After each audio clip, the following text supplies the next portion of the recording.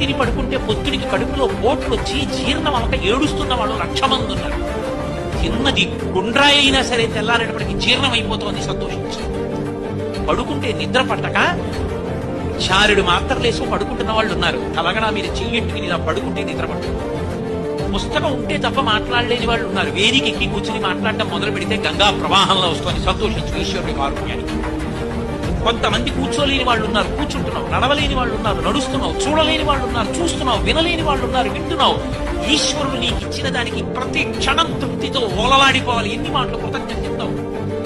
అది మానేసి ఎప్పుడు ఏదో పోయిన దాన్ని తలుచుకుని ఏడవడం కాదు, వచ్చేదాన్ని ఊహించుకుని అలా జరిగితే బాగుండని కలువమని ఎగరేయడం కాదు. ఇప్పుడు ఇక్కడ నీకు ఈశ్వరుడు వర్తమానంలో ఏమిచ్చాడో దానితో తృప్తిగా ఉండడం అలవాటైతే వాడిని మించిన భాగ్యవంతుడు. అదే